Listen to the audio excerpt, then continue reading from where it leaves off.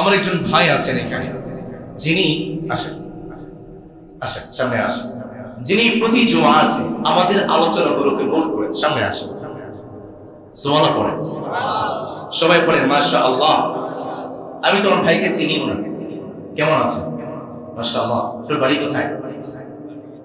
আগ্রাবাদে। সুবহানাল্লাহ। আমি খেয়াল করেছি এই ভাই প্রতি জুমাতে আমাদের লেকচারগুলো নোট করেন। সুবহানাল্লাহ পড়েন।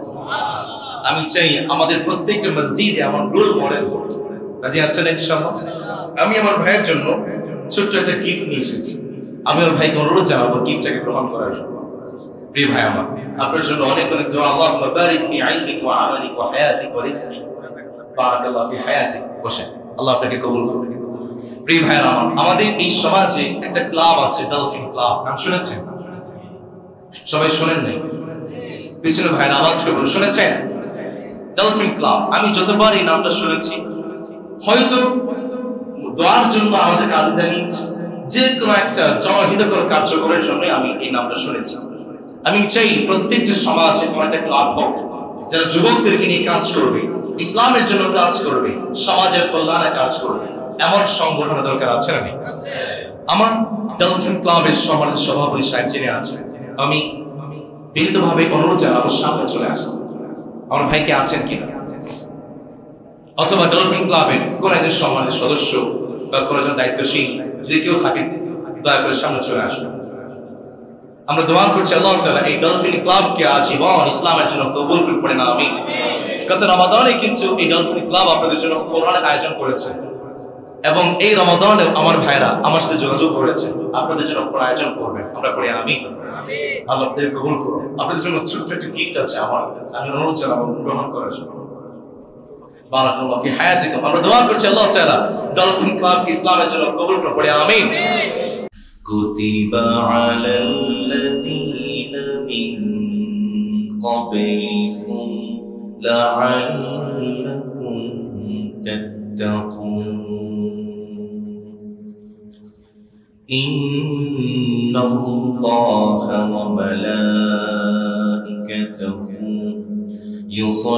ইউসাল্লুনা আলান নবী ইয়া আইয়ুহাল্লাযীনা আমানু সাল্লু আলাইহি ওয়া সাল্লিমু তাসলিমা। আল্লাহুম্মা সাল্লি আলা মুহাম্মাদ وعلى آل محمد كما صليت على إبراهيم وعلى آل إبراهيم إنك حميد مجيد.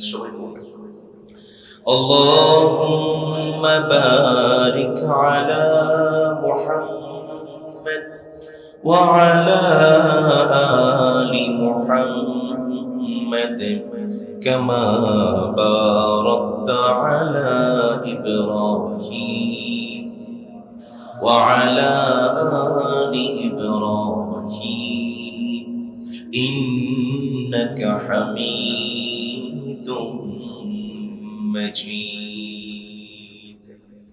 আমার প্রিয় পরিবার ভাইরা সবাই কেমন আছেন? আলহামদুলিল্লাহ, আমিও ভালো আছি। আমাদেরকে যে মালিক ভালো রেখেছেন, গলার সর্বোচ্চ আওয়াজ দিয়ে বলেন তো তিনি কে? আমাদেরকে যে মালিক সুস্থ রেখেছেন তিনি কে? সেই রবের প্রশংসা করছি সর্বোচ্চ আওয়াজ দিয়ে, আকাশ বাতাস কাঁপিয়ে আমরা পড়ছি আলহামদুলিল্লাহ। আমরা প্রশংসা করেছি কার? আল্লাহ আমাদেরকে তৌফিক দিন, আমরা পড়ে আমিন। আমার প্রিয় মুসলিম কেন, আজকে 21শে ফেব্রুয়ারি আন্তর্জাতিক মাতৃভাষা দিবস। আমরা দোয়া করছি আল্লাহ তাআলার কাছে, যে সমস্ত ভাইয়েরা ভাষার জন্য লড়াই করেছেন, শহীদ হয়েছেন, আহত হয়েছেন, আল্লাহ তাআলা সবাইকে জান্নাতের পাখি হিসেবে কবুল করুন, আমরা পড়ি আমিন। প্রাণ প্রিয় ভাইয়েরা আমার, রমাদান আগত, রমাদান সমাগত, খুব কাছেই আমাদের রমাদান। মুসাফির যখন কোনো একটা জায়গায় যাওয়ার জন্য প্রস্তুতি গ্রহণ করে, সে তার ব্যাগটাকে সুন্দর করে গোছায়, কি কি লাগবে, ব্যাগের মধ্যে লাগেজের মধ্যে সবকিছু নিয়ে নেয়। একজন শিক্ষার্থী যখন পরীক্ষা চলে আসে, শিক্ষার্থী পরীক্ষার জন্য প্রিপারেশন নেয়, প্রস্তুতি গ্রহণ করে। আমার যে সমস্ত ভাইরা চাকরিজীবী আছেন, প্রমোশন লাগবে, বিভিন্ন কোর্স আমরা করে থাকি, প্রফেশনাল কোর্স আমরা করে থাকি। তার মানে বোঝা যায় কোন একটা কাজে যদি আপনি সফল হতে চান, আপনাকে প্রস্তুতি গ্রহণ করতে হবে। এই জন্যই আমাদেরকে মনে রাখতে হবে, ডিসিপ্লিন ইজ দ্য কি টু সাকসেস। ডিসিপ্লিন, নিয়মানুবর্তিতা, প্রস্তুতি, এটা হচ্ছে একটা কাজ আপনি সফল হতে চাইলে অবশ্যই আপনাকে দরকার। আমেরিকার একজন লেখক আছেন জিম রন, তিনি একটি বই লিখেছেন, discipline is the bridge between goals and accomplishment. এই বইয়ে তিনি তথ্য দিয়েছেন, discipline like a magic kiss that can unlock all the doors of happiness, pride, joy and success. আপনার জীবনে যদি আপনি ডিসিপ্লিন নামক গুণটাকে বাস্তবায়ন করতে পারেন, আপনার সামনে সমস্ত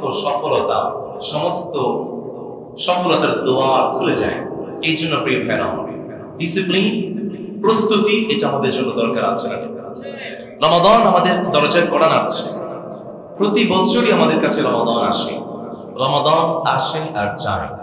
আমাদের অনেকেই আছেন রমাদান আসেই যায়, কিন্তু রমাদান আমাদের জীবনে কোনো প্রভাব ফেলতে পারে, কিন্তু এমনটা হবার কথা নয়। রমাদান কেন্দ্রিক আমাদের প্রস্তুতি গ্রহণ করতে হবে। রমাদান যখন আসে, আমাদেরকে প্রস্তুতি গ্রহণ করার জন্য পৃথিবীতে আল্লাহ তাআলা এক প্রকার প্রস্তুতি গ্রহণ করেন। দুনিয়াদার যারা আছে তারা এক প্রকার প্রস্তুতি গ্রহণ করে, আর মুমিন যারা আছে তারা আরেকভাবে প্রস্তুতি গ্রহণ করে। আমরা শুরুতেই জানবো রব্বুল আলামিন রমাদানের জন্য কিভাবে প্রস্তুতি গ্রহণ করেন। নবী করিম সাল্লাল্লাহু আলাইহি ওয়াসাল্লাম জানাচ্ছেন, যখন রমাদান চলে আসে রব্বুল আলামিন 5টি প্রস্তুতি গ্রহণ করেন। আওয়াজ করে বলেন তো, রমাদান আসলে কয়টি প্রস্তুতি গ্রহণ করেন আল্লাহ তাআলা? তার মধ্যে 1 নম্বর, আইয়ামা মা'দুদাত। রব্বুল আলামিন জানাচ্ছেন, যখন রমাদান চলে আসে আল্লাহ তাআলার 1 নম্বর প্রিপারেশন হলো লিমিটেড কয়েকটি দিনের মধ্যে আল্লাহ তাআলা আনলিমিটেড ক্ষমা এবং রহমতের ঘোষণা করে দেন। 2 নম্বর, নবী করিম সাল্লাল্লাহু আলাইহি ওয়াসাল্লাম জানাচ্ছেন, ইযা জাআ রমাদান সুফিদাতিশ শায়াতিন। যখন রমাদান আসে আল্লাহ তাআলার প্রস্তুতি হলো আল্লাহ তাআলা সমস্ত শয়তানদেরকে শৃঙ্খলাবদ্ধ করে দেন। সুবহানাল্লাহ। 3 নম্বর, নবী করিম সাল্লাল্লাহু আলাইহি ওয়াসাল্লাম জানাচ্ছেন, ফুতিহাত আবওয়াবুল জান্নাহ ওয়া গুলিকাত আবওয়াবুন নার। রমাদান যখন চলে আসে আল্লাহ তাআলার 3 নম্বর প্রিপারেশন হলো আল্লাহ তাআলা জান্নাতের দরজাগুলোকে খুলে দেন, জাহান্নামের দরজাগুলোকে বন্ধ করে দেন। 4 নম্বর, আল্লাহ তাআলার প্রিপারেশন হলো প্রতি রাতে, রমাদানের প্রত্যেকটি রাতে আল্লাহ তাআলা অসংখ্য পাপী বান্দাদেরকে ক্ষমা করে দেন। 5 নম্বর, আল্লাহ তাআলা রমাদানে এমন একটা রাত রেখে দিয়েছেন যেই রাতে আপনি দুহাত তুলে চাইতে দেরি, মালিক আপনাকে দিতে দেরি করেন। এই 5টি প্রস্তুতি রব্বুল আলামিন রমাদানকে ঘিরে গ্রহণ করেন। এবার আসেন দুনিয়াদার যারা আছে, দুনিয়াদাররা রমাদান কেন্দ্রিক কি কি প্রস্তুতি গ্রহণ করে জানার দরকার আছে। 1 নম্বর, দুনিয়াদার যারা আছে তাদের প্রস্তুতি কেবল, তাদের চোখটা কেবল ফ্রিজের মধ্যে খাবার স্টোর করার মধ্যে দৃষ্টিবদ্ধ হয়ে যায়। তারা শুধু ফ্রিজের মধ্যে খাবার স্টোর করতে শুরু করে। তারা এই রমাদানকে মান্থ অফ ফাস্টিং এর পরিবর্তে মান্থ অফ ফিস্টিং, রোজা রাখার পরিবর্তে খাওয়ার মাস হিসেবে গ্রহণ করে। আছে না নেই? আমার প্রিয় মা এবং বোনেরা যারা আছে, এই সমস্ত ভাইদের কারণে মায়েদের রান্না করতে করতে ইবাদতের সময়টা পর্যন্ত হারিয়ে যায়। মনে রাখবেন প্রিয় ভাইরা আমার, this is the month of fasting. এটা রমাদানের মাস, নট ফিস্টিং। খাওয়ার মাস নয়, ভোজনের মাস নয়। এই জন্য যতটুকু না খেলেই নয় ততটুকু খাবো, বাকি যতটা সময় পাই ইবাদতের মধ্যে কাটাবো। রাজি আছেন ইনশাআল্লাহ? এই জন্য দুনিয়াদারদের 1 নম্বর প্রস্তুতি হলো তারা শুধু খাবারের মধ্যে, ফ্রিজের মধ্যে খাবার স্টোর করে রাখতে চায়। নবী করিম সাল্লাল্লাহু আলাইহি ওয়াসাল্লাম জানিয়েছেন, যেই সমস্ত বান্দাদের পেট দুনিয়াতে পূর্ণ থাকবে, আখিরাতে তারা ঠিক ততটাই উপবাস থাকবে। নাউযুবিল্লাহ। এই জন্য দুনিয়াদার যারা আছে তারা শুধু খাবার মধ্যে রমাদানের প্রস্তুতি গ্রহণ করে। 2 নম্বর, দুনিয়াদার যারা আছে রমাদান যত ঘনিয়ে আসে তাদের চেহারায় একটা না খুশি, একটা নারাজি, একটা বিরক্তির চিহ্ন তাদের চেহারায় ফুটে ওঠে। তারা সিয়াম পালন করে শুধুমাত্র মানুষকে দেখানোর জন্য। তারা মনে মনে কল্পনা করে রমাদান চলে এসেছে, সিয়াম পালন না করলে মানুষ কি বলবে, ফ্যামিলির মানুষ কি বলবে। তারা শুধু মানুষকে দেখানোর জন্য সিয়াম পালন করে, রবের সন্তুষ্টি এখানে কাম্য। এটা হচ্ছে দুনিয়াদার। 3 নম্বর, তার আগে থেকেই ঠিক করে রাখে যারা দুনিয়াদার, তার আগে থেকেই ঠিক করে রাখে যে সময়টা রমাদানে আমি না খেয়ে থাকবো, সেই সময়টা আমি কোন কাজে লাগাবো, কোন নাটক দেখব, কোন মুভি দেখব, কোন সিরিয়াল দেখব, কিভাবে আমার না খেয়ে থাকার সময়টাকে আমি কাজে লাগাবো। তারা শুধু আগে থেকেই সেটাকে প্ল্যানিং করে রাখে। এরা হচ্ছে দুনিয়াদার। 4 নম্বর, দুনিয়াদার হচ্ছে তারা যারা মসজিদ খুঁজতে থাকে, কোন মসজিদে আগে সালাতুত তারাবি শেষ হয়ে যায়, তারা সেই মসজিদটাকে বাছাই করে। সাপোজ আমাদের মোহরি পড়া যায় মসজিদে সালাতুত তারাবি আদায় করতে 1 ঘন্টা সময় লাগে, পাশেই আরেকটা মসজিদে 40 মিনিট সময় লাগে। যে দুনিয়াদার সে পাশের মসজিদটাকে সিলেক্ট করবে। তারা চিন্তা করবে যে মসজিদের সময় কম লাগে সেই মসজিদে আমি সালাত আদায় করব। এরকম লোক মোহরি পড়াতে নাই। এরা হচ্ছে দুনিয়াদার, জানিয়েছেন মুহাম্মদ সাল্লাল্লাহু আলাইহি ওয়াসাল্লাম। আবার 5 নম্বর, নবী করিম সাল্লাল্লাহু আলাইহি ওয়াসাল্লামের মাধ্যমে আমরা জানতে পারি এমন কিছু যুবক এবং তরুণ ভাইরা আছে সারাদিন সিয়াম পালন করার পরে সন্ধ্যাবেলা যখন ইফতার করে ফেলে তারা শুধু নিচের দিকে দৌড়ায়, দোকানের দিকে দৌড়ায়। কিছু সিগারেট খোলাচ্ছে, ইফতারের পরে শুধু সিগারেট খেতে চায়, আছে না নেই? আবার এমন এমন জায়গায় যাবে যে সমস্ত জায়গায় গেলে আল্লাহ তাআলা অবাধ্যতায় লিপ্ত হতে হয়। এরা হচ্ছে দুনিয়াদার, জানিয়েছেন মুহাম্মদ সাল্লাল্লাহু আলাইহি ওয়াসাল্লাম। এবার আসেন আমরা যারা মুমিন আছি, আমরা কিভাবে রমাদানটাকে কাটাবো জানা দরকার আছে না? নবী করিম সাল্লাল্লাহু আলাইহি ওয়াসাল্লাম জানিয়েছেন আমার যে সমস্ত মুমিন বান্দারা আমি নবীজির মতো করে রমাদানটাকে কাটাতে চাই, তাদের জন্য 1 নম্বর কর্মসূচি হলো আসিয়াম। তারা সিয়াম পালন করবে। আমরা সিয়াম পালন করব একমাত্র যে রবের জন্য, তিনি কে? আল্লাহ। দুপুর 1টার সময় কে কে খাবার খাবেন দেখি? নাই। তার মানে সবাই সিয়াম পালন করবেন, আল্লাহ কবুল করবে, পড়ি আমিন। এই জন্যই নবী করিম সাল্লাল্লাহু আলাইহি ওয়াসাল্লাম জানালেন, নবীজির বিখ্যাত সাহাবী জাবির রাদিয়াল্লাহু তাআলা আনহু থেকে হাদিসটি বর্ণিত হয়েছে। নবী করিম সাল্লাল্লাহু আলাইহি ওয়াসাল্লাম জানালেন, আস-সাওমু জুন্নাত ইস্তাজিন্নু বিহাল আবদু মিনান নার। সিয়াম, রোজা হচ্ছে একটা ডাল, একটা তরবারি। যে সমস্ত বান্দারা সিয়াম পালন করবে, এই তরবারি লড়াই করে করে সেই বান্দাকে জাহান্নাম থেকে বের করে জান্নাতে ঢুকিয়ে দেয়। আবার নবীজির বিখ্যাত সাহাবী সাহাল ইবনে সাদ রাদিয়াল্লাহু তাআলা আনহু তিনি বললেন, জান্নাতে এমন একটি দরজা আছে, তার নাম হচ্ছে রাইয়ান। সেই রাইয়ান নামক দরজা দিয়ে কেবলমাত্র যারা রোজাদার তারাই প্রবেশ করবে। যারা রোজাদার নয়, যারা সিয়াম পালন করে না, তারা এই রাইয়ান নামক জান্নাতের দরজা দিয়ে প্রবেশ করতে পারবে না। আল্লাহু আকবার! কতটা স্পেশাল দেখেন। আমরা যারা সিয়াম পালন করি আমাদের জন্য আলাদা একটা গেট থাকবে জান্নাতে, আমরাই শুধুমাত্র সেই গেট দিয়ে জান্নাতে প্রবেশ করব। সুবহানাল্লাহ। এই জন্য সিয়াম পালন করার দরকার আছে না নেই? প্রিয় ভাইরা আমার, সিয়াম পালন করলে মালিক জান্নাতে দিবেন, এটা আমরা জানলাম। কিন্তু দুনিয়ার কিছু স্বার্থ আমাদের দরকার আছে। স্বার্থ আছে যেখানে আমরা আছি, স্বার্থ নাই যেখানে আমরাও নাই। মানুষ স্বার্থপর। আমরা এখন মেডিকেল সায়েন্সকে প্রশ্ন করছি, মেডিকেল সায়েন্স বলো তো দেখি, সিয়াম পালন করলে দুনিয়াতে আমাদের জন্য কি কি লাভ আছে? আমি যদি বলতে চাই, বর্তমান মেডিকেল সায়েন্স আমরা যদি গবেষণা করি, পুরো কোরআন আল কারীম আল্লাহ তাআলা 200-র অধিক আয়াত দিয়েছেন যেটা মেডিকেল সায়েন্স সম্পর্কিত, চিকিৎসা বিজ্ঞান সম্পর্কিত। সুবহানাল্লাহ। বর্তমান মেডিকেল সায়েন্স একটা থিওরি হলো প্রিভেনশন ইজ বেটার দ্যান কিউর।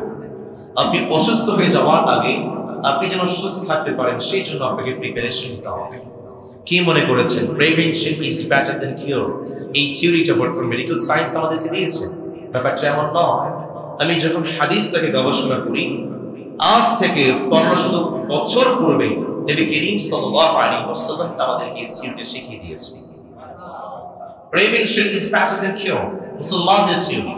আমরা নবীজিকে প্রশ্ন করলাম, নবী গো, আপনি আমাদেরকে অসুস্থ হয়ে যাওয়ার আগে সুস্থ থাকার জন্য বলেছেন, কি কি কাজ করলে আমরা সুস্থ থাকতে পারি? প্রিভেন্টিভ মেডিসিন গুলো কি, ঔষধগুলোকে আমাদেরকে জানিয়ে দেন। নবী করিম সাল্লাল্লাহু আলাইহি ওয়াসাল্লাম আমাদেরকে পাঁচটি প্রিভেন্টিভ মেডিসিন সম্পর্কে জানিয়েছেন। আওয়াজ করে বলেন তো কয়টি মেডিসিন?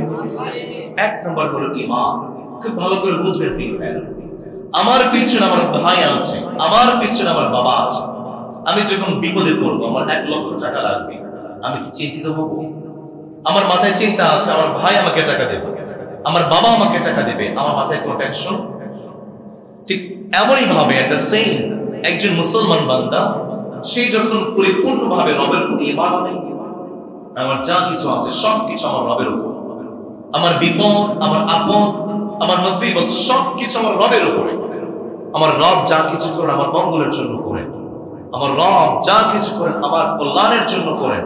এই ভরসা, এই আস্থা, এই বিশ্বাস যখন একজন মুসলমানের হৃদয়ে থাকে, সে কখনো কোনো কাজে ঘাবড়াতে পারে, চিন্তিত হতে পারে। এর নাম হচ্ছে ঈমান। আপনি যখন পরিপূর্ণভাবে রবের প্রতি বিশ্বাস রাখছেন, আপনার মধ্যে একটা শান্তি কাজ করবে, একটা প্রশান্তি কাজ করবে। আর এই শান্তি, এই প্রশান্তির মধ্যে মুক্তি যে মালিক রেখে দিয়েছেন তিনি কে? এই জন্য প্রিভেন্টিভ মেডিসিন 1 নম্বর হচ্ছে ঈমান। 2 নম্বর সালাত। বর্তমান মেডিকেল সায়েন্স জানাচ্ছে একজন বান্দা সুস্থ থাকার জন্য তিনটা জিনিসের প্রয়োজন। আওয়াজ করে বলেন তো কয়টা জিনিস? 1 নম্বর পরিষ্কার পরিচ্ছন্ন থাকা, 2 নম্বর ব্যায়াম করা, 3 নম্বরে বিশ্রাম করা। এই তিনটা কাজ আপনি করেন, আপনি সুস্থ থাকবেন। আর নবী করিম সাল্লাল্লাহু আলাইহি ওয়াসাল্লাম যে সালাত আমাদেরকে দিয়েছেন, এই সালাতের মাধ্যমে এই তিনটা কাজ পরিপূর্ণ হয়ে যায়। Preventive medicine. 3 নম্বর নবী করিম সাল্লাল্লাহু আলাইহি ওয়াসাল্লাম জানাচ্ছেন, আমি তোমাদেরকে প্রিভেন্টিভ মেডিসিন হিসেবে দিয়েছি খতনা। আপনারা কি বলেন? মুসলমানি আছে না? আমরা মেডিকেল সায়েন্সকে বললাম মুসলমানি করলে আমাদের লাভ জাগে। আমি বেশ কিছু রিপোর্ট মুসলমানি সম্পর্কে, খতনা সম্পর্কে করেছি। সবগুলো রিপোর্টের সারাংশ হলো circumcisions are needed to prevent one case of penile cancer.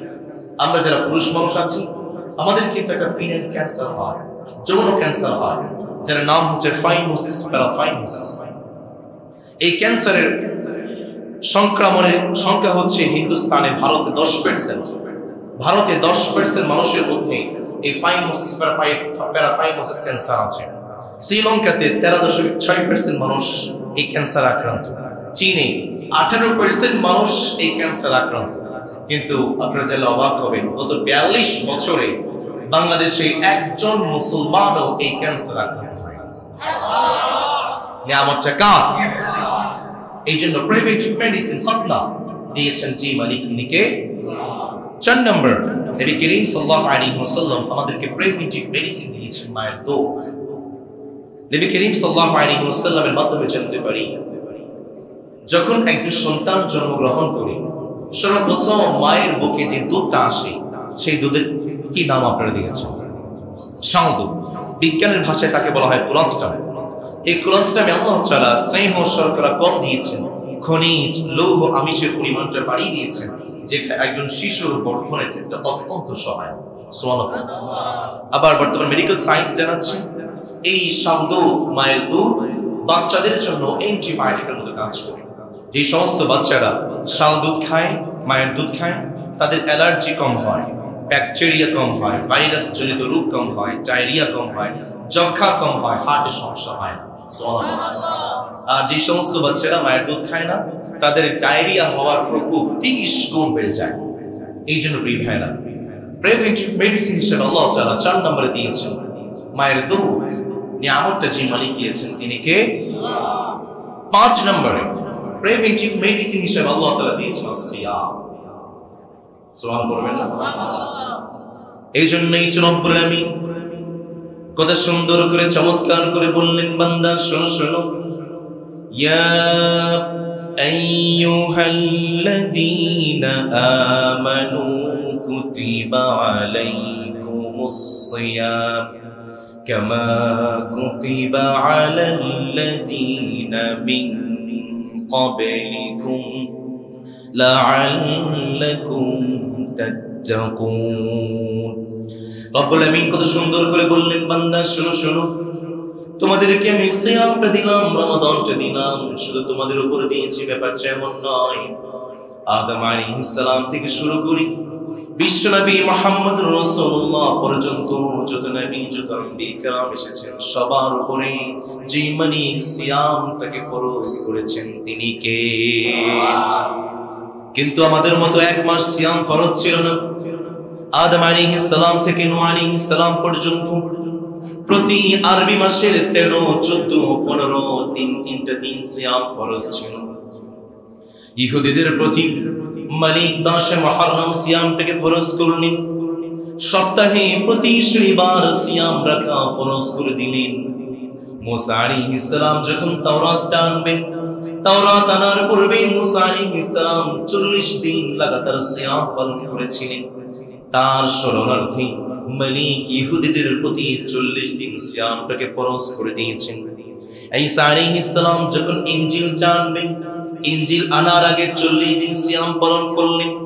দাউদ আলাইহিস সালাম একদিন পর পর সিয়াম পালন করতেন। আর আমাদের প্রিয় হাবিব মুহাম্মদুর রাসূলুল্লাহর প্রতি দ্বিতীয় হিজরিতে মালিক পূর্ণ 1 মাস সিয়াম ফরজ করে দিয়েছে। শুধু মুসলমানদের উপর সিয়ামটা ফরজ ছিল ব্যাপারটা এমন নয়। আমাদের আশেপাশে দেশগুলোর দিকে তাকিয়ে দেখেন, অন্য ধর্মাবলম্বী যারা আছে তারাও কিন্তু সিয়াম পালন করে। আমাদের পাশে আছে ভারত। ভারতে ব্রাহ্মণ হিন্দু যারা আছে তারা প্রত্যেক মাসের 12 এবং 11 তারিখ একাদশী এবং দ্বাদশী উপবাস পালন করে। এবং এই হিসাবে তাদের সংখ্যা দ্বারায় তারা প্রতি বছর 24টি সিয়াম পালন করে থাকে, রোজা পালন করে। এবং কোন কোন ব্রাহ্মণ কার্তিক মাসের প্রতি সোমবার উপবাস পালন করে। হিন্দুস্তানের প্রত্যেকটা ধর্মে এই উপবাস থাকার বিধান আছে। যেমন জৈন ধর্মে কিন্তু তাদের উপবাস থাকার বিধানটা অত্যন্ত কঠিন ছিল। তাদের মতে লাগাতার 40 দিন উপবাস পালন করলে একটা উপবাস হবে। তাদের মতে লাগাতার 40 দিন রোজা পালন করলে একটা রোজা রাখা হবে। আমরা দেখতে পাই গুজরাট এবং দক্ষিণাত্যের জৈন ধর্মাবলম্বী যারা আছে তারা আজও প্রতি বছর কয়েক সপ্তাহ ধরে উপবাস পালন করে। প্রাচীন মিশরীয় যারা আছেন এবং অন্যান্য ধর্মে তারা আনন্দ উৎসবের মতো করে তারা সিয়াম পালন করত, রোজা পালন করত। সুবহানাল্লাহ। এবার দেখেন সিয়াম পালন করলে আমাদের লাভটা কি? আমরা যখন চিকিৎসা বিজ্ঞানকে জানাচ্ছি সিয়াম পালন করলে আমাদের লাভটা কি, চিকিৎসা বিজ্ঞান আমাদেরকে 1 নম্বর জানিয়ে দিচ্ছেন, আপনি যদি দীর্ঘজীবী হতে চান, বেশি হায়াত পেতে চান, লম্বা জীবন পেতে চান, আপনাকে সিয়াম পালন করতে হবে। সুবহানাল্লাহ। একটা বাংলা প্রবচন আছে, বেশি বাজবি তো কম খা। আছে না? বলেন তো দেখি, বেশি বাজবি তো কম খা। এই জন্য আপনি কম খাবেন, আপনি বেশি বাঁচতে পারবেন। বর্তমান মেডিকেল সায়েন্স বলছে, একটু কোচিং থিওরি খুব মন দিয়ে শুনবেন। বর্তমান মেডিকেল সায়েন্স বলছে আপনি যতদিন পর্যন্ত মানুষের দেহে বৃদ্ধির ক্ষমতা আছে ততদিন পর্যন্ত মানুষ বৃদ্ধ হয় না। যখন আপনার শরীরে বৃদ্ধির ক্ষমতাটা থেমে যায় তখনই আপনার শরীরে বার্ধক্য চলে আসে। এখন আপনি যখন আপনার শরীরের বৃদ্ধিটাকে ধীর গতিতে চালাবেন, আস্তে আস্তে চালাবেন, তার মানে আপনার শরীরের বৃদ্ধিটা আস্তে আস্তে চলবে এবং আপনার দৈনিক এবং দৈহিক বৃদ্ধিটাও আস্তে আস্তে চলবে। এবং যতদিন পর্যন্ত বৃদ্ধিটা চলতে থাকবে ততদিন পর্যন্ত আপনার শরীরে বার্ধক্য আসবে না। আর বর্তমান মেডিকেল সায়েন্স গবেষণা করে জানিয়েছে আপনার শরীরে এই বৃদ্ধিটাকে যদি আস্তে আস্তে চালাতে চান 1 নম্বরের মেডিসিন হচ্ছে আপনাকে কম খেতে হবে, মাসে কয়েকদিন করে সিয়াম পালন করতে হবে। সুবহানাল্লাহ পড়বেন না? এই জন্য তো নবী করিম সাল্লাল্লাহু আলাইহি ওয়াসাল্লাম জানিয়েছেন আনতা সুমা কুল্লা শাহরিন 3 আইয়াম। বেশি হায়াত পেতে চান, বেশি জীবন পেতে চান, প্রতি মাসে কমপক্ষে 3 দিন করে সিয়াম পালন। সুবহানাল্লাহ। একজন বিখ্যাত ডক্টর ছিলেন, 11 শতাব্দীর বিখ্যাত চিকিৎসক ইবনে সিনা। তিনি বলছেন যখনই কোন একজন মানুষ অসুস্থতা নিয়ে আমার কাছে আসতো আমি তাকে কমপক্ষে মাসে 3 দিন সিয়াম পালন করতে আদেশ দিতাম। আর যদি খুব বেশি রোগী হয়ে যেত তাহলে আমি প্রতি মাসে 30 দিন করে সিয়াম পালন করতে আদেশ আমি তাকে দিয়েছি। এই জন্য 1 নম্বর থিওরি হলো আপনি যদি দীর্ঘদিন বাঁচতে চান আপনাকে সিয়াম পালন করা দরকার আছে না নাই? 2 নম্বর, আপনি যখন সিয়াম পালন করছেন এই রোজা, এটা হচ্ছে রোগের প্রতিষেধক হবে। আমাদের শরীর থেকে রোগ মুক্তির জন্য যে সমস্ত মেডিসিন আছে, মেডিসিনগুলোর মধ্যে সবচেয়ে কার্যকরী এবং সবচেয়ে ফলপ্রসূ মেডিসিনের নাম হচ্ছে রোজা। সুবহানাল্লাহ বলবেন। এটা আমার কথা নয়, মেডিকেল সায়েন্স জানাচ্ছে রোজা আমাদের শরীর থেকে রক্ত প্রবাহকে পরিশোধন করে উচ্চচাপ জনিত রক্তচাপ ব্যাধি যেমন হাইপারটেনশন এবং অন্যান্য মারাত্মক ব্যাধি আমাদের শরীর থেকে দূর করতে সাহায্য করে। ডক্টর জুয়েলস এমডি তিনি বলছেন, যখনই একজন মানুষ তার এক বেলা খাবার বন্ধ করে দেয়, সেই সময়টাকে কাজে লাগিয়ে তার শরীর থেকে সমস্ত রোগগুলোকে তার শরীর থেকে বের করে দেয়। আরেকজন বিখ্যাত ডক্টর ডিউই তিনি বিশেষ জোর দিয়ে বলেছেন, তুমি একজন রোগীর পেট থেকে খাবারগুলো সরিয়ে দাও, তুমি দেখবে সেই রোগটি উপবাস থাকছে না, বরঞ্চ সত্যিকার রোগে উপবাস থাকছে সেই রোগটি। সেই রোগাক্রান্ত ব্যক্তির উপবাস নয়, বরং সত্যিকার রূপে উপবাস থাকছে সেই রোগটি। বলা পড়ে। আরেকজন বিখ্যাত ডক্টর আছেন, চিকিৎসা বিজ্ঞানের জনক যাকে বলা হয়, ডক্টর হিপোক্রেটস। তিনি বলছেন, the more you nourish a diseased body, the more you make it, the worse you make it. আপনি যত বেশি একজন মানুষকে খাওয়াবেন, সেই মানুষটা তত বেশি অসুস্থ হয়ে যায়। আরেকজন বিখ্যাত ডক্টর, রাশিয়ার শরীর বিজ্ঞানী প্রফেসর ডক্টর টি.এন. নাকিটন 1960 সালে 22 মার্চ লন্ডনে একটা কনফারেন্সে তিনি জানিয়েছিলেন, একজন মানুষ সে যদি সুস্থ থাকতে চায় তার জন্য তিনটা জিনিসের প্রয়োজন। আওয়াজ করে বলুন তো কয়টা জিনিস? 1 নম্বর, তাকে পরিশ্রম করতে হবে। 2 নম্বর, তাকে ব্যায়াম করতে হবে। 3 নম্বর, প্রত্যেক মাসে কমপক্ষে 1 দিন করে তাকে উপবাস থাকতে হবে। সুবহানাল্লাহ। তাহলে ডক্টর নাকিটন চিকিৎসা শাস্ত্রের জনক তিনি বলছেন, যখন একজন মানুষ মাসে 1 দিন করে উপবাস পালন করবে, সেই উপবাস থাকার দিনটাকে কাজে লাগিয়ে তার শরীরের সমস্ত রোগগুলোকে বের করে দেয়। এই জন্যই তো নবী করিম সাল্লাল্লাহু আলাইহি ওয়াসাল্লাম জানিয়েছেন, রোজা রাখো তাহলেই তোমরা সুস্থ থাকতে পারবে। পড়ে সুবহানাল্লাহ। এই জন্য প্রিয় ভাইরা আমার, সুস্থ থাকার জন্য রোজা রাখার দরকার কম না বেশি? 1958 সাল থেকে 1963 সাল পর্যন্ত রমাদানে ঢাকা এবং রাজশাহী কলেজে রোজার বিভিন্ন দিক নিয়ে গবেষণা করা হয়েছে। তারা সর্বশেষ রিপোর্ট পেশ করেছে, শতকরা 80 জন রোজাদারের গ্যাস্ট্রিক অ্যাসিড ভালো হয়ে গিয়েছে। তারা রিপোর্ট পেশ করেছে, যাদের অবেসিটি আছে, অতিরিক্ত স্বাস্থ্য যারা, তাদের এই অবেসিটি নামক রোগটা স্বাভাবিক হয়ে গিয়েছে। সুবহানাল্লাহ। আসতে পড়েন। ডক্টর ক্লাইভ তিনি একটি গবেষণা রিপোর্ট লিখেছেন, প্যাপটিক আলসার। তিনি গবেষণাপত্র লিখেছেন, ভারত, জাপান, ইংল্যান্ড এবং দক্ষিণ নাইজেরিয়াতে অন্য সব এলাকার তুলনায় মুসলিম অধ্যুষিত এলাকায় মুসলমানরা খুব কম অসুস্থ হয়, কারণ তারা সিয়াম পালন করে। এটা আমার কথা না, ডক্টর ক্লাইভের কথা। আরেকজন তিনি খুব জোর দিয়ে বলেছেন, fasting does not produce organic lesion. যখন কোন একজন মানুষ সিয়াম পালন করছে, সিয়াম থাকার কারণে, রোজা রাখার কারণে সেই ব্যক্তিরা কখনোই অসুস্থ হবে না, বরং রোজা রাখার কারণে মানুষ আরো সুস্থ হয়ে যায়। আমেরিকার ফিলাডেলফিয়া হাসপাতালের ডায়াবেটিস রোগ বিশেষজ্ঞ ডক্টর ডালকান তিনি বলছেন, ডায়াবেটিস এবং অবেসিটি কমিয়ে সুস্থ থাকার অন্যতম একটা মহা ঔষধ হচ্ছে রোজা। এবং একজন বিখ্যাত ডক্টর তিনি আরো চমৎকার করে বলছেন, যখন কোন একজন মানুষ সিয়াম পালন করবে, রোজা পালন করবে, সে সত্যিকারের তার সমস্ত পেটের ঔষধগুলো ভালো হয়ে যায়। এই জন্য প্রিয় ভাইরা, সামনে রমাদান আসছে, সিয়াম পালন করবেন, আপনাদেরকে সুস্থ রাখবেন কে? 3 নম্বর বেনিফিট হলো, যখন কোন একজন মানুষ সিয়াম পালন করে তার মানসিক শান্তিটা স্থির হয়ে যায়। রব্বুল আলামিন তার মধ্যে মানসিক শান্তি ঢেলে দেন। সুবহানাল্লাহ। আমাদের মধ্যে সবকিছু আছে, টাকা পয়সা বলেন, ধন দৌলত সব আছে, কিন্তু আমাদের মানসিক শান্তি নেই। টেনশন আছে না নেই?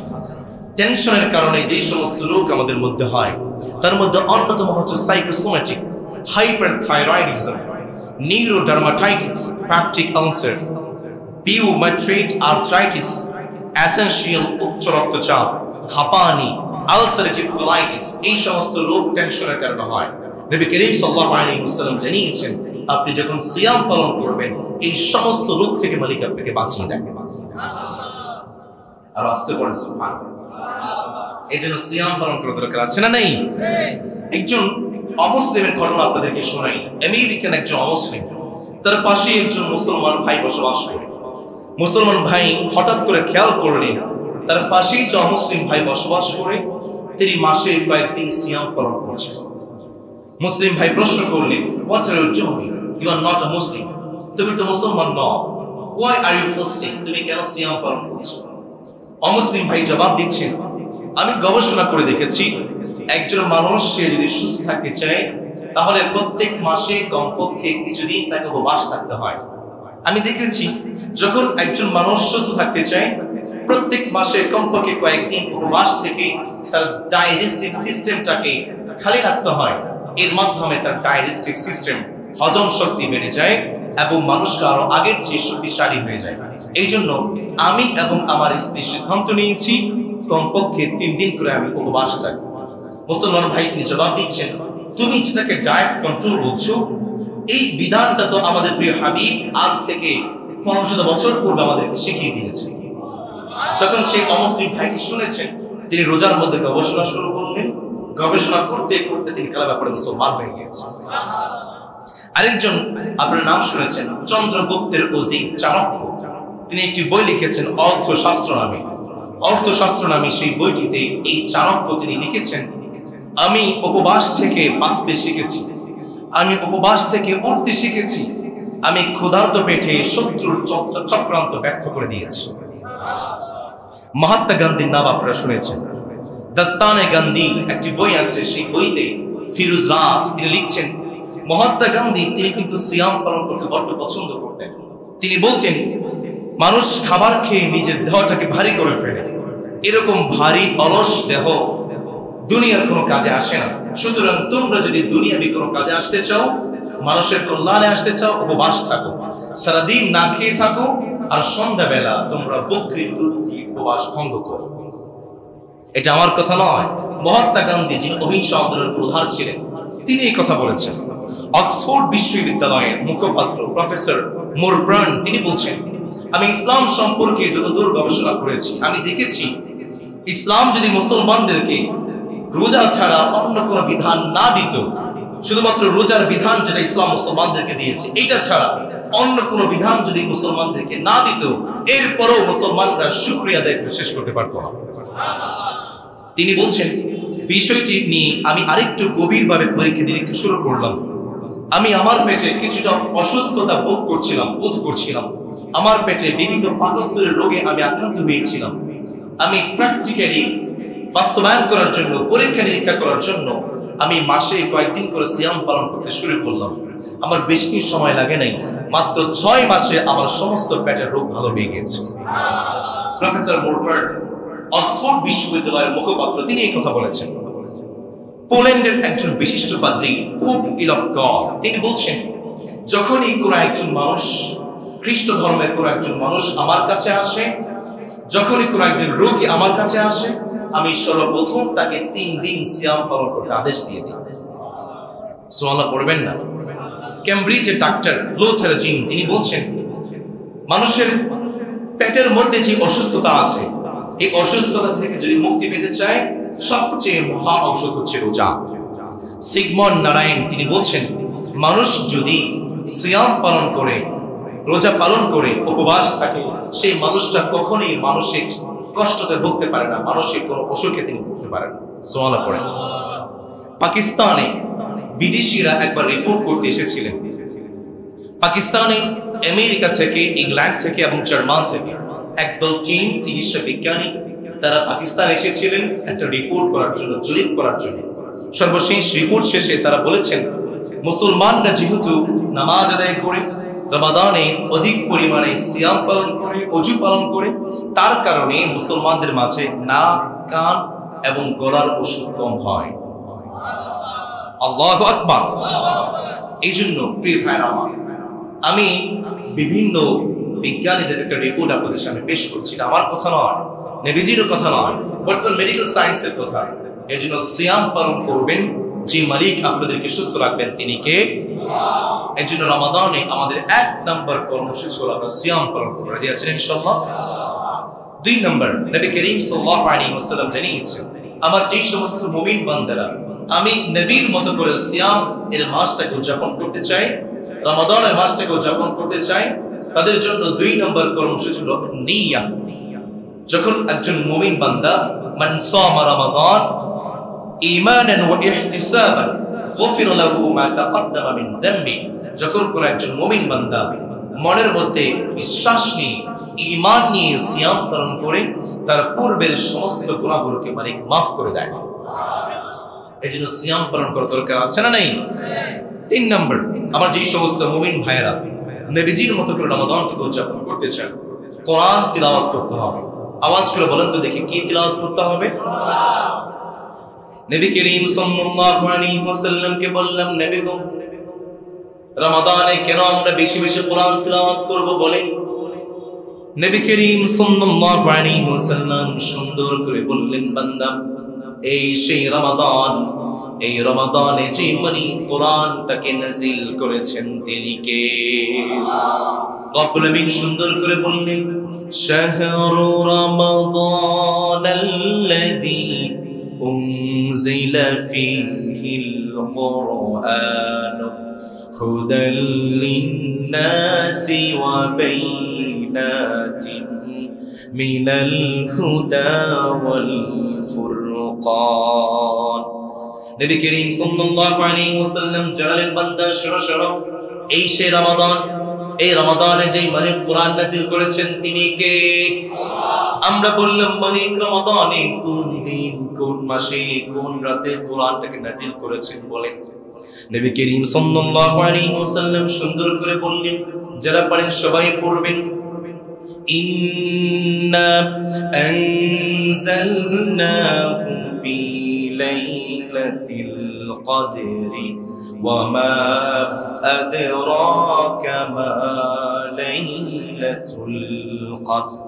নবী করিম সাল্লাল্লাহু আলাইহি ওয়াসাল্লাম জানিয়ে দিলেন, বান্দা, রমাদানে এমন একটা রাত আছে যার নাম হচ্ছে লাইলাতুল কদর। এই রাতে মালিক আকাশ থেকে কোরআনটাকে নাযিল করে জানিয়ে দিয়েছে।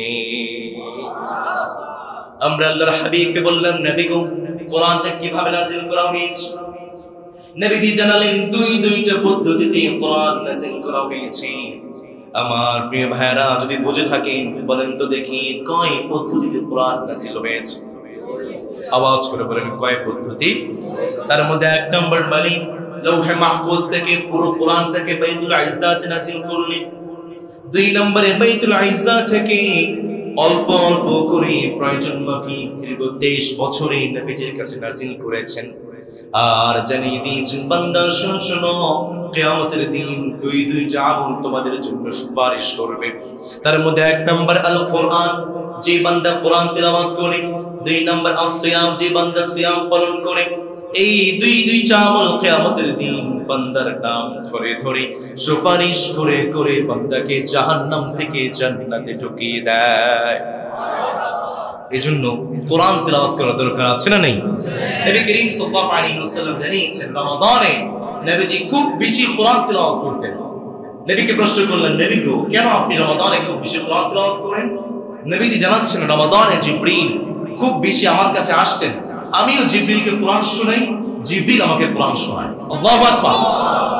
এজন্য কোরআন 3 নম্বর, যে সমস্ত মুমিন বান্দারা নবীজির মতো করে রমাদানকে কাটাতে চায়, নবীজির আমল অনুযায়ী রমাদানকে কাটাতে চায়, 3 নম্বর কোরআন তিলাওয়াত করা দরকার আছে না? আমার মুসলিনে কিরাম, এই আমার মুসলিনে কিরামের মাঝে, সম্মানিত মুসলিম ভাইদের মাঝে কে কে আছেন দেখি? মুহুরী পাড়া থেকে আছেন কে কে? একটু হাত দেখতে চাই। মুহুরী পাড়ার মুসলিম ভাইরা কে কে আছেন? মুহুরী পাড়ার মুসলিম ভাইরা কে কে আছেন? এত কম? আরো আছে না? আচ্ছা, এবারে হাতটা নামান। এবার আমাকে বলেন, মুহুরী পাড়াতে থাকছেন কিন্তু কোরআন তিলাওয়াত করতে পারেন না, এমন কে কে আছেন দেখি? কোনো লজ্জা নেই। মাশাআল্লাহ, চমৎকার, মাশাআল্লাহ মাশাআল্লাহ মাশাআল্লাহ মাশাআল্লাহ মাশাআল্লাহ, হাত নামান। মাশাআল্লাহ। আমাদের মসজিদ কমিটিকে ধন্যবাদ জানাচ্ছি এবং ডলফিন ক্লাবের যারা সম্মানিত সদস্য আছেন তাদেরকে ধন্যবাদ জানাচ্ছি। প্রিয় মুহুরী পাড়া ভাইরা, আপনাদের জন্য এবং মুহুরী পাড়ার বাহিরে যারা আছে তাদের জন্য একটা বিশেষ সংবাদ আছে। রমাদানে মসজিদ কমিটি আপনাদের জন্য একটা বিশেষ আয়োজন করেছে। আপনার শুধুমাত্র দিনে আধা ঘন্টা সময় দিনে কয় মিনিট? 30 মিনিট। কয় মিনিট? রমাদানে 30 দিনে মাত্র 30 মিনিট সময় লাগে আপনি পুরো রমাদানটাকে কাজে লাগিয়ে পরিপূর্ণ শুদ্ধ করে কোরআন শিখতে পারবেন। সুবহানাল্লাহ পড়েন। মাত্র 30 মিনিট। প্রিয় ভাইরা, কত কাজ তো আমাদের ফেসবুকে চলে যায়, ইউটিউবে চলে যায়। আমরা মাত্র 30টা মিনিট সময় কাজে লাগিয়ে রমাদানে 30 দিনে সহিহ শুদ্ধভাবে কোরআন শিখব। রাজি আছেন তো ইনশাআল্লাহ?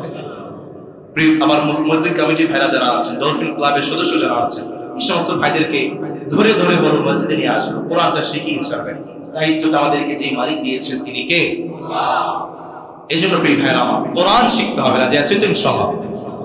এই 4 নম্বরে যে সমস্ত মুমিন বান্দারা, যে সমস্ত মুমিন ভাইরা রমাদানটাকে নবীজির মতো করে কাটাতে চায়, তাদের জন্য 4 নম্বর আমল হচ্ছে আমরা সব সময় দোয়া করব এক রবের কাছে, তিনি কে? এই জন্যই তো নবী করিম সাল্লাল্লাহু আলাইহি ওয়াসাল্লাম বললেন, আদ-দুআউ সিলাহুল মুমিন, দোয়া হচ্ছে মুমিনের হাতিয়ার। আমাদের অন্য কোনো হাতিয়ার নেই, সুপারসনিক নেই, আমাদের সাবসনিক নেই, হাইপারসনিক আমাদের নেই, AK-47 আমাদের নেই, কিন্তু আমাদের আছে দোয়া। যখন কোন একজন মুসলমান বান্দা তার প্রয়োজনে দোয়া তুলে রবের কাছে দোয়া করে, সেই বান্দার প্রয়োজনটাকে মুহূর্তের মধ্যে যে মালিক মিটিয়ে দেন তিনি কে? আমরা বললাম নবী গো, রমাদান তো সামনে আসছে, রমাদানে কোন কোন সময় দোয়া করলে কবুল হয়? নবীজি 1 নম্বরে জানিয়েছেন ইনদাল আযান, যখন মসজিদের মিনারে আযান হয়ে যায়। আযান যখন হয়ে যায়, যখন মুসলমান বান্দা আযানের সময় দোয়া তুলে রবের কাছে দোয়া করে, যে মালিক দোয়াটাকে কবুল করেন তিনি কে? 2 নম্বরে বাইনাল আযান ওয়াল ইকামা, মসজিদে আযান হয়ে গিয়েছে, ইকামা, মসজিদ আযান এবং ইকামাতের মাঝে একটা সময় আছে না? নাই। এই মধ্যবর্তী সময়ে যখন কোন একজন মুসলমান বান্দা দোয়া তুলে দোয়া করে, তার দোয়াটাকে মুজিব কবুল করেন তিনি কে? বাদে যাওয়ারি শামসি ক্বাবলা যুহর, যুহরের সালাতের আগে যখন সূর্যটা পশ্চিম আকাশে ঢলে যায়, যখন কোন একজন বান্দা সেই সময়টাতে দোয়া করে, মালিক জানিয়েছেন সেই সময়টাতে মালিক আসমানের সব দরজা খুলে দেন।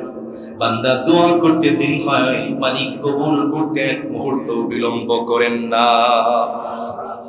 4 নম্বরে মালিক জানালেন সাআতুল ইস্তিজাবাতি ইয়াউমাল জুমআ, জুমার দিনে এমন একটা সময় আছে, আজকেই তো জুমাবার, জুমার দিনে এমন একটা সময় আছে, এই সময়টাতে বান্দা চাইতে দেরি, মালিক কবুল করতে দেরি করেন না। আমরা নবীকে বললাম, নবী গো জুমার দিন সেই সময়টা কোথায়? নবীজি সুন্দর করে বললেন, ফালতামিসুহা আখির সাআতিন বা'দাল আসর, আসরের সালাতের পরে মাগরিবের সালাতের ঠিক আগ মুহূর্তে যখন কোন একজন বান্দা মসজিদের কোনায় বসে 2 ফোঁটা চোখের পানি ফেলে দোয়া তুলে মালিকের কাছে দোয়া করে, বান্দার সমস্ত চাওয়াগুলোকে যেই মালিক কবুল করেন তিনি কে? নবী করিম সাল্লাল্লাহু আলাইহি ওয়াসাল্লাম জানালেন, বান্দা শোনো শোনো, রমাদানে কখন দোয়া কবুল হয়? দুবুরা সালাওয়াতুল মাকতুবা, ফরজ সালাতের পরে দোয়া কবুল হয়। নবী করিম সাল্লাল্লাহু আলাইহি ওয়াসাল্লাম জানালেন, ফি সুলুসিল আখির মিনাল লাইল, যখন কোন একজন বান্দা তাহাজ্জুদের সময় উঠে সেহরি খাওয়ার আগ মুহূর্তে যখন কোন একজন বান্দা দুহাত তুলে দোয়া করে, তার সমস্ত দোয়াগুলোকে যে মালিক কবুল করেন তিনি কে? এরপরে মালিক জানালেন, ফি লাইলাতুল কদর, লাইলাতুল কদরে দোয়া কবুল হয়। নবীজি জানালেন, ফি শাহরি রমাদান, রমাদানের প্রত্যেকটা মুহূর্তে মালিক দোয়া কবুল করেন। এরপরে মালিক জানালেন, ইয়াউমা আরাফা, আরাফার দিন যখন কোন একজন বান্দা দোয়া করে, তার দোয়াটাকে যে মালিক কবুল করেন তিনি কে? নবীজি বললেন, ইনদা নুজুলিল মাতার, বৃষ্টি হচ্ছে, বৃষ্টির নিচে দাঁড়িয়ে দোয়া করেন, কবুল করেন কে? আমরা তো বৃষ্টির নিচে দাঁড়িয়ে দাঁড়িয়ে গান গাই, বৃষ্টি পরে টাপুর টুপুর পায়ে দিয়ে, অনেকের মুখস্থ আছে দেখেছেন, বৃষ্টির নিচে দাঁড়িয়ে দাঁড়িয়ে গান গায়। নাউযু বিল্লাহি মিন যালিক। নবী জানিয়েছেন বৃষ্টি হচ্ছে, বৃষ্টির নিচে দাঁড়িয়ে দাঁড়িয়ে দোয়া করেন, প্রত্যেকটা দোয়া কবুল করবেন কে? নবী জানিয়েছেন ইনদাস সামাই সিয়াহিদ দিকা, সকালবেলা আপনাদের বাসা বাড়িতে মোরগ আছে, মুরগি আছে, বাসা বাড়িতে সকালবেলা মোরগ ডাকে, মুরগি ডাকে, সেই সময় আপনি দোয়া করেন, দোয়া কবুল করবেন কে? নবী জানিয়েছেন ইনদা কাউলিল মা'মুন আমিন, যখন ইমাম সাহেব আমিন বলেন তখন আপনি আমিন বলেন। আপনার আমিনটা যদি ইমামের আমিনের সাথে মিশে যায়, আপনার সমস্ত গুনাহগুলোকে মাফ যে মালিক করে দিবেন তিনি কে? প্রিয় ভাইরা, এই সময়গুলোকে কাজে লাগিয়ে আমরা দোয়া করতে চাই, রাজি আছি ইনশাআল্লাহ? তাহলে মুমিনদের, মুসলমানদের যখন কোন একজন মুসলমান রমাদানটাকে নবীজির পন্থা অনুযায়ী কাটাতে চায়, তার জন্য বলেছিলাম শুরুটি কর্মসূচি কয়টা? তার মধ্যে আমরা আলোচনা করেছি আজকে 4টা। কয়টা বাকি আছে? কয়টা? 12টা। কয়টা? আগামী জুমাতে আল্লাহ যদি তৌফিক দেয় আমরা এই 12টি কর্মসূচি আলোচনা করব ইনশাআল্লাহ। আমাদেরকে তৌফিক দিন, আমরা পড়ি আমিন। আমার প্রিয় মুসলিম কিরাম, আমার একজন ভাই আছেন এখানে, যিনি আসেন সামনে আসেন, যিনি প্রতি জুমাতে আমাদের আলোচনাগুলোকে নোট করেন। সামনে আসেন, সুবহানাল্লাহ পড়েন, সবাই পড়েন মাশাআল্লাহ। আমি তোমার ভাইকে চিনি না, কেমন আছেন? মাশাআল্লাহ। তোর বাড়ি কোথায়? আগ্রাবাদে। সুবহানাল্লাহ। আমি খেয়াল করেছি এই ভাই প্রতি জুমাতে আমাদের লেকচারগুলো নোট করেন। সুবহানাল্লাহ পড়েন। আমি চাই আমাদের প্রত্যেকটা মসজিদে এমন রোল মডেল হোক। রাজি আছেন ইনশাআল্লাহ? আমি আমার ভাইয়ের জন্য ছোট্ট একটা গিফট নিয়ে এসেছি। আমি আমার ভাইকে অনুরোধ জানাবো গিফটটাকে গ্রহণ করার জন্য। প্রিয় ভাই আমার, আপনার জন্য অনেক অনেক দোয়া। আল্লাহুম্মা বারিক ফি ইলমিক ওয়া আমালিক ওয়া হায়াতিক ওয়া রিজকিক। বারাকাল্লাহু ফি হায়াতিক। বসেন, আল্লাহ আপনাকে কবুল করুন। প্রিয় ভাই আমার, আমাদের এই সমাজে একটা ক্লাব আছে, ডলফিন ক্লাব। নাম শুনেছেন? সবাই শোনেন নাই? পিছনে ভাইয়ের আওয়াজ করে শুনেছেন? Dolphin club. আমি যতবার এই নামটা শুনেছি, হয়তো দোয়ার জন্য আমাদের কাজ জানিয়েছি, যে কোনো একটা জনহিতকর কার্যকরের জন্য আমি এই নামটা শুনেছি। আমি চাই প্রত্যেকটা সমাজে কোনো একটা ক্লাব হোক, যারা যুবকদেরকে নিয়ে কাজ করবে, ইসলামের জন্য কাজ করবে, সমাজের কল্যাণে কাজ করবে। এমন সংগঠনের দরকার আছে না? আমার ডলফিন ক্লাবের সম্মানিত সভাপতি সাহেব যিনি আছেন, আমি বিনীতভাবে অনুরোধ জানাবো সামনে চলে আসেন। আমার ভাইকে আছেন কিনা, অথবা ডলফিন ক্লাবের কোন একজন সম্মানিত সদস্য বা কোন একজন দায়িত্বশীল যদি কেউ থাকেন, দয়া করে সামনে চলে আসবেন। আমরা দোয়া করছি আল্লাহ তাআলা এই ডলফিন ক্লাবকে আজীবন ইসলামের জন্য কবুল করে পড়েন আমিন। গত রমাদানে কিন্তু এই ডলফিন ক্লাব আপনাদের জন্য কোরআনের আয়োজন করেছে, এবং এই রমাদানে আমার ভাইরা আমার সাথে যোগাযোগ করেছে আপনাদের জন্য কোরআন আয়োজন করবেন। আমরা পড়ি আমিন। আল্লাহ আপনাদের কবুল করুন। আপনাদের জন্য ছোট্ট একটা গিফট আছে আমার, আমি অনুরোধ জানাবো গ্রহণ করার জন্য। বারাকাল্লাহু ফি হায়াতিকুম। আমরা দোয়া করছি আল্লাহ তাআলা ডলফিন ক্লাব ইসলামের জন্য কবুল করে পড়ি আমিন। আল্লাহ আমাদেরকে সবাইকে ইসলামের জন্য কবুল করুন, কোরআনের জন্য কবুল করুন, নাজাতের ওসিলা করুন। আল্লাহ তাআলা প্রিয় যুবক ভাইদেরকে এমন সংগঠনের সাথে যুক্ত হওয়ার তৌফিক দান করি আমিন। যতটুকু কথা বলেছি কোরআন এবং হাদিস অনুযায়ী করার চেষ্টা করেছি। মুসলিম কিরাম, আমি খুবই অসুস্থ, আমি ভয় পেয়েছিলাম, কথা বলতে পারবো।